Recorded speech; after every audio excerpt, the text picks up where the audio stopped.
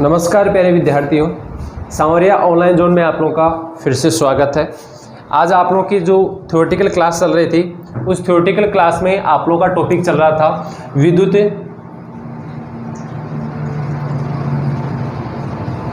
द्विध्रुव के कारण विद्युत विभव।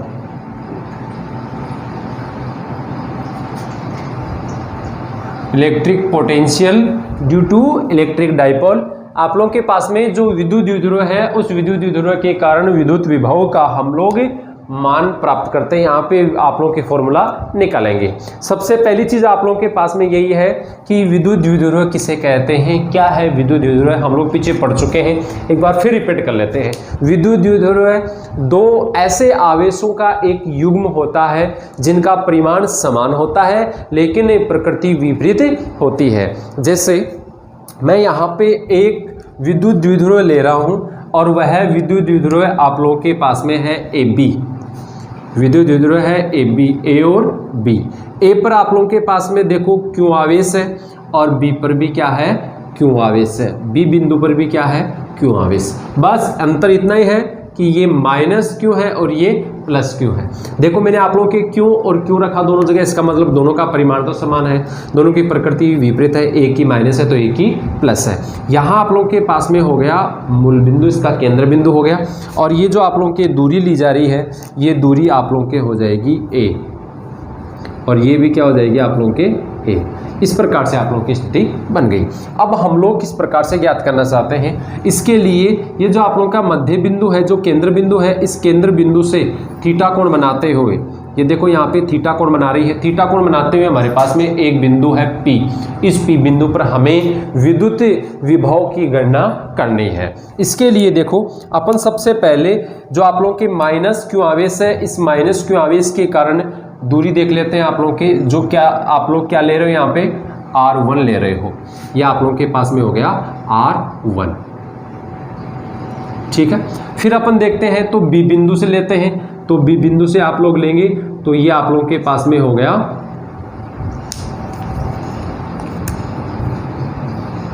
ये जो आप लोगों की ली जा रही है, ये ली जा रही है R2 और ये जो आप लोगों के है ये है R। इस प्रकार से आप लोगों की स्थिति बनती है। इस P बिंदु पर हमें क्या ज्ञात करना है, विद्युत विभव की गणना करनी है। सबसे पहली बात, हम लोग यहाँ पर माइनस क्यू आवेश के कारण और प्लस क्यू आवेश के कारण विद्युत विभवों की गणना करेंगे, मान निकालेंगे। उसके बाद में दोनों आवेशों के कारण जो विद्युत विभव आता है उसका परिणामी हम लोग यहाँ पर निकालते हैं। तो सबसे पहले देखो विद्युत द्विध्रुव है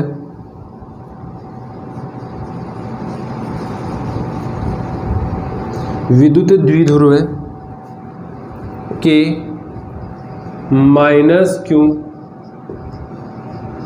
आवेश के कारण विद्युत विभव V1 का मान क्या होगा। V1 का मान बताओ। V1 का मान आप लोगों के पास 1/4 pi epsilon not minus Q upon, देखो ये क्या है AP, दूरी क्या हो जाएगी आप लोगों के पास में AP। ठीक है, अपने पास में यहाँ हम लोग देख लेते हैं, चूंकि AP बराबर R1 अतः V1 बराबर 1/4 पाई एप्सिलॉन नॉट। ठीक है, और ये माइनस क्यू अपॉन R1, ये हो गया आप लोगों के पास में समीकरण नंबर 1। कोई दिक्कत। इसी प्रकार अपन ज्ञात करते हैं, अपने पास में आ जाता है विद्युत द्विध्रुव है इस प्लस क्यू आवेश के कारण विद्युत द्विध्रुव के प्लस क्यू आवेश के कारण विद्युत विभव V2 का मान क्या होगा। V2 का मान V2 equal 1/4 pi epsilon not plus Q upon, देखो ये दूरी क्या हो जाएगी BP, देखो आप लोग को ये सीधी लग रही होगी, ये सीधी नहीं है, आप लोग के थोड़ी सी तिरछी है, ठीक है। चूंकि BP बराबर R2, अतः V2 बराबर 1/4 pi epsilon not plus Q upon R2। समीकरण नंबर 2। इस प्रकार से आप लोगों के पास में समीकरण 1 और समीकरण 2 दोनों आ गए। जो समीकरण 1 है वो माइनस क्यू आवेश के कारण P बिंदु पर विद्युत विभव है, और जो आप लोगों के पास में समीकरण 2 है वो प्लस क्यू आवेश के कारण P बिंदु पर विद्युत विभव है। ये दो विभव आप लोगों के पास में आ गए। अब हम लोग इस पूरी विद्युत द्विध्रुव के कारण विद्युत विभव की हम लोग गणना करेंगे, तो अपने पास में आएगा परिणामी विद्युत विभव। परिणामी विद्युत विभव, क्या बोल सकते हैं, कुल विद्युत विभव V बराबर V1 प्लस V2। समीकरण 1 व 2 से क्या हो जाएगा, समीकरण 1 और समीकरण 2 से, समीकरण 1 और समीकरण 2 से आप लोग के पास में मान प्राप्त होगा। V इक्वल, समीकरण 1 का मान क्या आया, 1/4 पाई एप्सिलॉन नॉट, ये क्यों जो कौन सा है minus upon R1 plus 1/4 pi epsilon not plus Q upon R2। जो चीज़ कॉमन आती है उनको कॉमन ले लेते हैं। V equal Q upon 4 pi epsilon not, ये देखो माइनस 1/R1 प्लस 1/R2। मैं इसको ऐसे लिख सकता हूँ, V equal Q upon 4 pi epsilon not 1/R2 minus 1/R1। यहाँ तक क्लियर। अब देखो ये आप लोगों के पास में मान प्राप्त हो गया। आप लोग यहाँ इसको सोल्व करने से पहले अपन एक बार इसको पूरा सा ध्यान से एक बार देख लें, चाहो तो आप लोग स्क्रीनशॉट ले लें, क्योंकि आगे हम लोग इसको मिटाने वाले हैं, इसलिए एक बार आप लोगों को मैं फिर से समझा दूं। ये आप लोगों के पास में AB विद्युत द्विध्रुव है, जिसके A बिंदु पर माइनस क्यू आवेश और B बिंदु पर प्लस क्यू आवेश रखा हुआ है। इसका जो मध्य बिंदु O है, इस मध्य बिंदु O से माइनस क्यू आवेश की दूरी A और प्लस क्यू आवेश की दूरी A, यानी कि ये जो आप लोगों के पास में विद्युत द्विध्रुव है, इसके दोनों आवेशों के बीच की दूरी 2a ली गई है। यहाँ जो आप लोगों के पास में O आ रहा है, ये जो O आप लोगों के इसका केंद्र बिंदु आ रहा है, इस केंद्र बिंदु से इस विद्युत द्विध्रुव के x रेखा के साथ में थीटा कोण बनाते हुए हम लोग एक P बिंदु लेते हैं।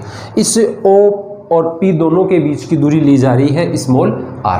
इसी प्रकार से जो A बिंदु पर माइनस क्यू आवेश रखा हुआ है, इस माइनस क्यू आवेश की P बिंदु से दूरी r1 और प्लस क्यू आवेश जो B बिंदु पर रखा हुआ है उसकी उससे P बिंदु की दूरी r2।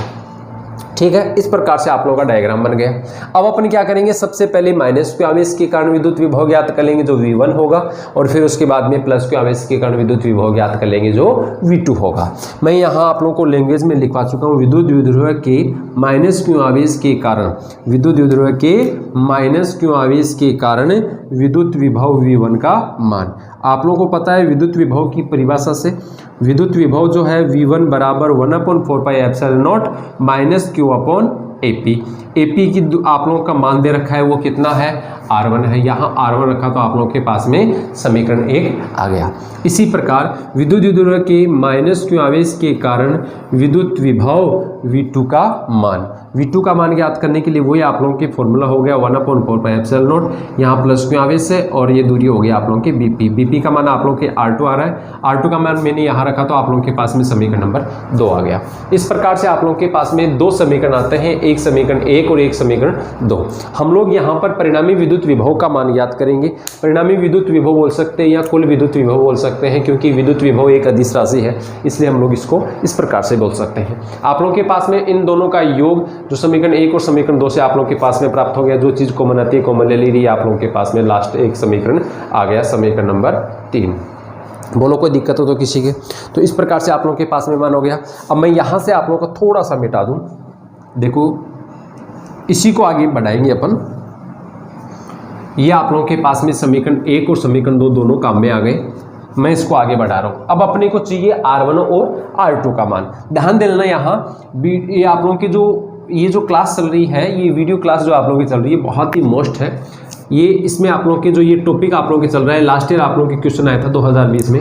ये जरूरी नहीं कि लास्ट ईयर आप लोगों के क्वेश्चन आ गया तो अब की बार नहीं आए, अब की बार आप लोगों के इससे छोटा क्वेश्चन बन के आ सकता है। आप लोगों को पता है कि गवर्नमेंट ने डिसीजन ले लिया 10th और 12th दोनों की एग्ज़ाम करवाएगी। CBSE ने ये फाइनल कर दिया है। CBSE ने ये बता दिया कि अपनी जो एग्ज़ाम होगी वो एग्ज़ाम 15 जुलाई से 2 चरणों में करवाई जाएगी। एक तो 15 जुलाई से 1 जून के समथिंग होगी और एक 6 जून से लेके उसके बाद में आप लोगों के शायद 10-12 जून के समथिंग आप लोगों के ये 15 जुलाई से लेके 1 अगस्त तक और एक 6 अगस्त से लेके समथिंग 10-12 अगस्त तक ये आप लोगों के पास में जो ये 2 चरण बनाए गए हैं, इसमें 3 घंटे की बजाय 1.5 घंटे का ही टाइमिंग देके उसी प्रकार से पेपर सेट करके एग्ज़ाम आप लोगों की करवाई जाएगी। इसलिए यदि कोई स्टूडेंट इस भ्रम में है कि एग्ज़ाम नहीं होगी, हम आराम से बैठे हैं घर पे, तो दिमाग से बिल्कुल निकाल देना, ऐसा बिल्कुल नहीं होगा।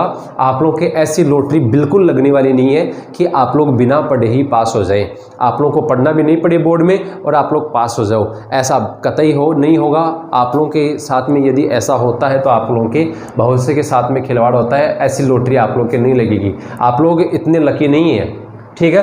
तो अपने यहाँ एग्जाम होगी, जो ऐसे भ्रम में बैठे हैं वो पढ़ना स्टार्ट कर दें। अपन देखते हैं यहाँ पे R1 और R2 का मान ज्ञात करने के लिए मैं इसको पीछे की ओर बढ़ाता हूँ, बढ़ा दिया और इससे लंब डालता हूँ। ये देखो मैंने लंब डाल दिया, एक लंब यहाँ डाल दिया, ये C बिंदु और ये D बिंदु। ये देखो 90 डिग्री का एंगल बना रहा है, ये 90 डिग्री का एंगल बना रहा है। कोई दिक्कत है किसी को? ये जो आप लोगों के पास में ये वाली जो दूरी ली जा रही है वो A है, यहाँ से यहाँ तक, और इसको भी मैं ऊपर लिख देता हूँ जिससे आप लोगों के यहाँ देखने में समस्या ना हो। ये A है, ठीक है। कोई दिक्कत है किसी को? यदि ये थीटा कोण है तो ये भी क्या हो जाएगा?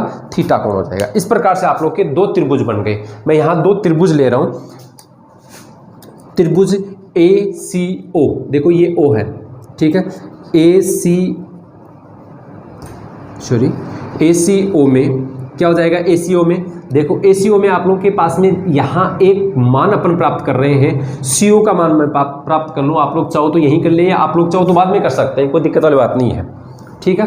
कोई दिक्कत नहीं, बाद में कर लेंगे। या अपने पास में यहाँ एक मान प्राप्त होता है CP, देखो यहाँ से लेके यहाँ तक CP है, जो 2 भागों में डिवाइड है, एक CO और एक OP। तो ये CO प्लस OP। CP आप लोगों को ज्ञात करना है। देखो CP जो है, चूंकि CP नियरली इक्वल R1, ठीक है, तो आप लोगों के पास में क्या हो जाएगा? R1 इक्वल CO का मान आप लोगों को ज्ञात करना है, प्लस OP का मान दे रखा है R। यहाँ तक बोलो कोई दिक्कत हो तो? फिर अपन CO का मान ज्ञात करेंगे। CO का मान ज्ञात करने के लिए मैंने आप लोगों को बताया, अभी एक त्रिभुज लेंगे ACO में क्या हो जाएगा? कोस थीटा बराबर, आप लोगों को पता है थीटा बराबर, कोस थीटा बराबर क्या होता है? आधार बटा कर्ण। देखो थीटा के सामने भुजा ये लंब हो गई, ये आधार हो गया, आधार क्या हो गया? CO हो गया, और कर्ण क्या हो गया? AO हो गया। तो CO अपॉन AO, तो CO बराबर AO कोस थीटा, और CO बराबर AO का मान दे रखा है A कोस थीटा, ठीक है। मैं इसको समीकरण दे देता हूँ। समीकरण 3 ऑलरेडी आप लोगों के पास में आ चुके हैं, चौथा समीकरण है। अतः समीकरण 4 से तो क्या हो जाएगा? R1 equal R plus A cos theta. यह आप लोगों के पास में हो गया समीकरण नंबर 5। बोलो कोई दिक्कत हो तो यहाँ तक?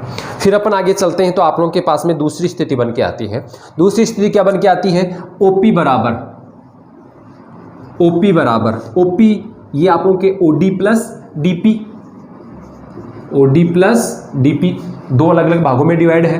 तो अपने पास में क्या हो जाएगा? देखो यहाँ आप लोगों के OP का मान दे रखा है, OP का मान दे रखा है R दे रखा है। OD का मान आप लोगों को ज्ञात करना है, प्लस DP का मान नियरली इक्वल क्या है? R2 है। तो मैं यहाँ एक बार लिख लूँ, चूंकि DP नियरली इक्वल R2, अतः R बराबर OD प्लस R2 और R2 बराबर R माइनस OD। त्रिभुज ले लेंगे, त्रिभुज BDO में क्या हो जाएगा?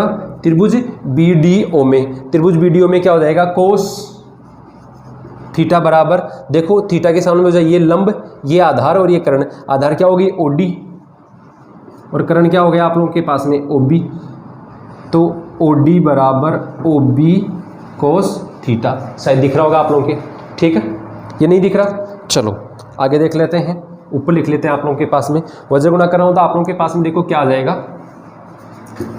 इसको मिटा देता हूँ मैं, ये समीकरण तो काम में आएगा। समीकरण 3 अपने पास में क्या आ गया, OD equal OB cos theta. ये OD वो नहीं है 4 बंगड़ वाली, आप लोग कहीं गाड़ी की बात करो कि OD की बात हो रही है, OD ऐसे नहीं मिलती, बहुत मेहनत करनी पड़ती है आप लोगों को, ठीक है, उसके लिए बहुत मेहनत करनी पड़ती है, बहुत पसीना बहाना पड़ता है। आराम से अपन घर पे रेस्ट करते रहें, पढ़ाई अपने को करनी नहीं पड़े और अपन सपने लेते हैं OD के, ऐसा बिल्कुल नहीं होता, ठीक है। इसके लिए बहुत मेहनत करनी पड़ती है। मेहनत ये नहीं होती कि आप लोग पावड़ा लेके खेत में काम करो, वो मेहनत नहीं। आप लोगों के दिमाग के आप लोगों के माइंडली यदि किसी प्रकार की कोई मेहनत करते हैं तो उससे आप लोगों की ये चीज़ें आती हैं। इसका मान अपन यहाँ रखेंगे, या आप लोगों के पास में देखो समीकरण, इसको मैं समीकरण दे दूँ, समीकरण नंबर 6। तो यहाँ समीकरण 6 से क्या हो जाएगा आप लोगों के पास में, R2 बराबर R minus A cos theta. ये आप लोगों के पास में हो गया समीकरण नंबर 7 हो गया। समीकरण देखो आप लोगों के 5 और समीकरण 7 दोनों R1 और R2 के समीकरण हैं, जो समीकरण 3 में मान रखने पर, समीकरण 3, 5 व 7 से देखो क्या हो जाएगा, V बराबर Q upon 4 pi epsilon not 1 upon R2, R2 का मान ये रहा, 1 अपॉन R2 का R minus A cos theta minus R1 का मान R plus A cos theta.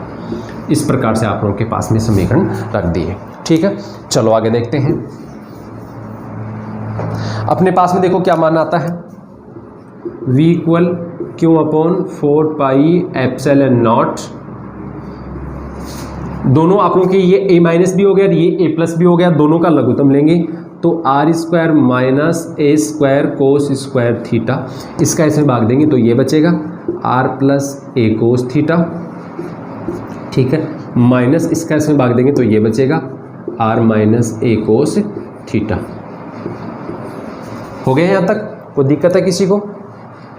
क्यों भाई, तेरे को भी जोर आता है क्या? चलो अपन देखते हैं आगे, ये स्थिति बन गई, कोष्ठक खोल देंगे तो देखो क्या हो जाएगा, V equal Q upon 4 pi epsilon not, कोष्ठक खोलेंगे तो R plus A cos theta, नहीं दिख रहा आप लोगों के यहाँ पे, थोड़ा सा नीचे लिखते हैं अपन, देख लेना थोड़ा सा शायद दिख जाएगा, माइनस R, देखो माइनस माइनस क्या हो गया, plus A cos theta upon R square minus A square cos square theta. देखो R से R गया कि नहीं, तो आप लोगों के पास में क्या आ जाएगा, V equal Q upon 4 pi epsilon not, ये हो गया आप लोगों के 2A cos theta upon R square minus A square cos square theta, ठीक है। तो V equal Q upon 4 pi epsilon not 2A cos theta upon, यहाँ से मैं R स्क्वायर कॉमन ले लूँ तो R स्क्वायर कॉमन ले लेंगे तो यहाँ तो बच जाएगा 1, और ये A स्क्वायर बट्टा R square cos square theta. हो गया यहाँ तक, चूँकि A लेस देन R है, अतः A स्क्वायर को R स्क्वायर की तुलना में नगण्य मानने पर क्या हो जाएगा आप लोगों के, देखो नगण्य मानने पर आप लोगों के पास में क्या मान प्राप्त होगा, एक बार स्क्रीनशॉट ले लो, जैसे आगे वाला अपन थोड़ा सा मैटर मिटा दें और वो वाला मान यहाँ रखा जा सके, ठीक है। डायग्राम मिटाऊंगा अब तो मैं, तो आप लोग एक बार स्क्रीनशॉट ले लो, ले लिया स्क्रीनशॉट, चलते हैं आगे।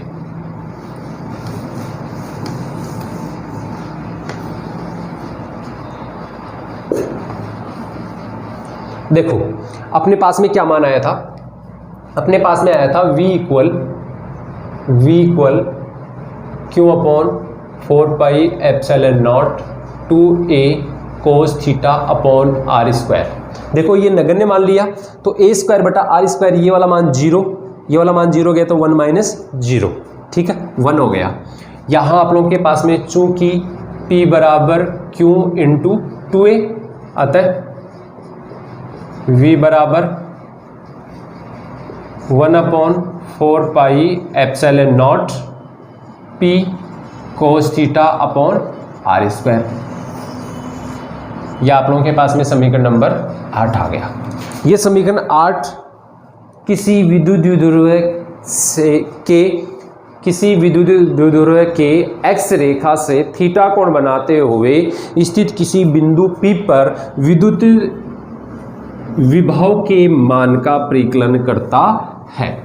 यहाँ तक बोलो किसी प्रकार की कोई दिक्कत हो तो, किसी प्रकार की कोई समस्या हो तो हम लोग यहाँ पर देख लेते हैं। देखो अपन आगे चलते हैं, इसका एक बार सदिश रूप और देख ले अपन। ये तो आप लोगों के पास में अदिश राशि है, ये तो आप लोगों के पास में अदिश राशि है, लेकिन सदिश रूप अपन यहाँ से एक बार निकाल सकते हैं। कैसे निकाल सकते हैं एक बार देखना। v बराबर 1/4 pi epsilon not P into 1 cos theta, ऐसे इसको मैं बना सकता हूँ।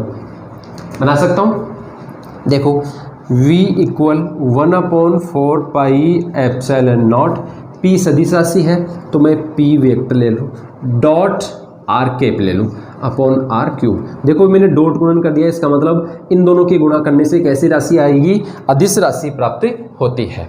एक तो आप लोगों के पास में फॉर्मूला ये बनेगा, एक फॉर्मूला तो आप लोगों के ये पास में ये बन गया। इसको आप लोग यदि थोड़ा सा आगे और इम्प्रूव करते हैं तो आप लोगों के पास में r वेक्टर, सही ये नहीं दिखेगा आप लोगों के,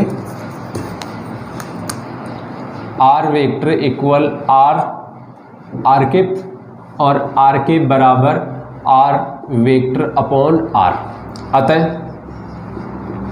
v बराबर 1/4 pi epsilon not P vector dot r vector upon r cube.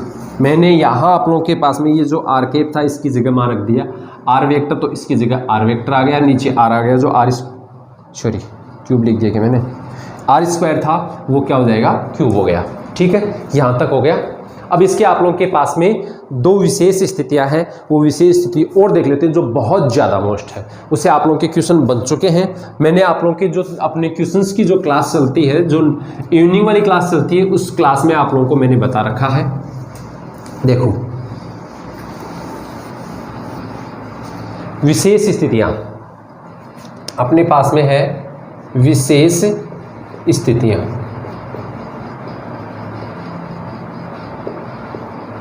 क्या कहती है विशेष स्थिति अपनी, विशेष स्थिति नंबर 1 और नंबर 2 दोनों साथ करेंगे।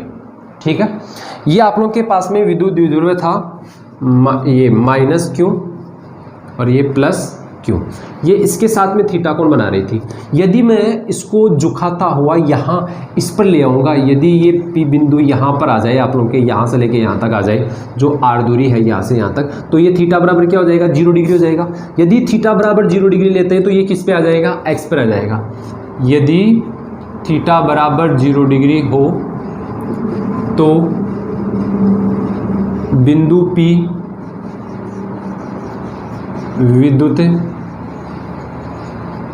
विद्युत द्विध्रुव की एक्स रेखा पर होता है। बिंदु P कहाँ होता है, एक्स रेखा पर होता है। अतः V बराबर, मैं इसको लिख दूँ Vx या x, ये बिंदु Vx 1/4 pi epsilon not P cos theta upon r square. Theta बराबर कितना हो जाएगा, 0 डिग्री, और कोस 0 डिग्री बराबर कितना होगा, 1। अतः Vxa बराबर 1/4 pi epsilon not P upon r square. यह आप लोगों के पास में स्थिति बनती है एक्सीय स्थिति से। ठीक है, तो थीटा बराबर 0 डिग्री लेते ही इसका मान 1 हो गया। ये आप लोगों के पास में समीकरण नंबर 9 आ गया। दूसरा अपन पॉइंट लेते हैं, तो इस पॉइंट पर अपन देखेंगे, इस पर आप लोगों के पास में जो मान आएगा, देखो मैं इसको ऊपर की ओर ले जाऊं, इसको यदि मैं ऐसे ले जाऊंगा तो ये आप लोगों के पास में बन गई निरक्ष रेखा। कौन सी रेखा बन गई? निरक्ष रेखा। और ये निरक्ष रेखा बन गई तो आप लोगों के पास में थीटा बराबर कितना हो जाएगा? 90 डिग्री हो जाएगा। तो थीटा बराबर 90 डिग्री हो तो निरक्ष रेखा पर विद्युत विभव होगा, क्या होगा? V निरक्ष बराबर या निरक्षीय बराबर 1/4 पाई एप्सिलॉन नॉट, ये आप लोगों के पास में हो गया P cos theta upon r square, चूँकि थीटा बराबर 90 डिग्री और कोस 90 डिग्री बराबर 0, तो V निरक्षीय बराबर 0। इस प्रकार से आप लोगों के समीकरण नंबर 10 प्राप्त होता है। समीकरण 9 है ये x पर प्रदर्शित करता है और समीकरण 10 जो है ये निरक्ष पर प्रदर्शित करता है। तो इस प्रकार से आप लोगों के पास में दोनों पर, x पर और निरक्ष पर, दोनों पर विभव का मान आप लोगों के आ गया। बोलो कुछ पूछना हो तो। ये आप लोगों के पॉइंट क्लियर हो गया, पूरा पॉइंट मैंने आप लोगों को करवा दिया है, डायग्राम इसमें आप लोगों को मैंने बना दिया, आप लोग चाहो तो स्क्रीनशॉट ले सकते हो। ठीक है, चलते हैं अगले पॉइंट में। एक छोटा सा पॉइंट आप लोगों के और करवाऊंगा इसमें।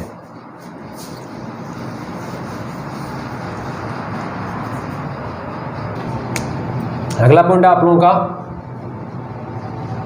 आवेशों के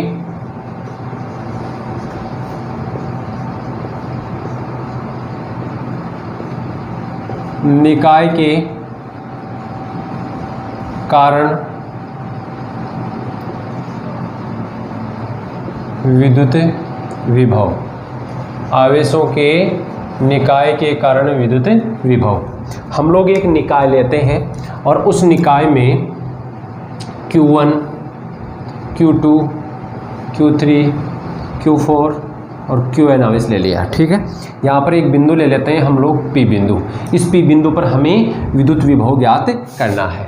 Q1 आवेश के कारण विद्युत विभव होगा V1। ठीक है, Q1 आवेश के कारण विद्युत विभव होगा V1 और दूरी होगी R1। Q2 के कारण होगा V2 और दूरी R2। Q3 के कारण होगा V3 और दूरी R3।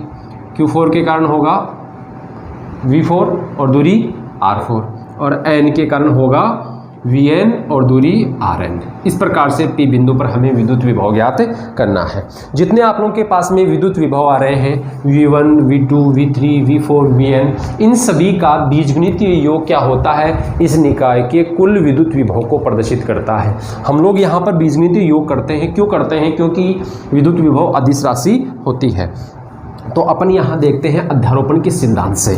अपने पास में टोटल V जो होगा वो V1 plus V2 plus V3 plus V4 plus dot dot dot Vn हो गया।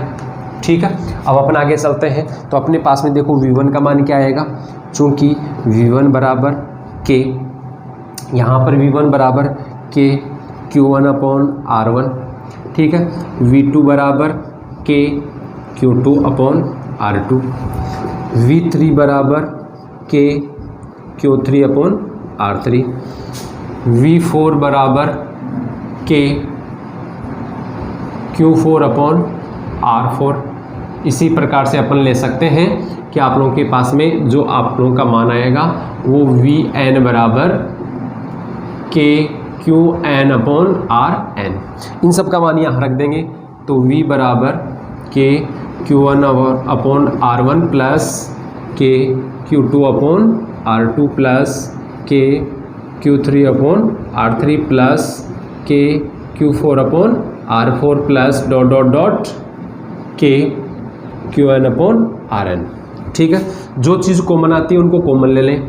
K का मान मैं ले लूँ यहाँ पे, K ले लो या 1/4 पाई एप्सिलॉन नॉट ले लो और आप लोगों के पास में क्या बच जाएगा? Q1 upon R1 plus Q2 upon R2 plus Q3 upon R3 plus Q4 upon R4 plus dot dot dot Qn upon Rn हो गया।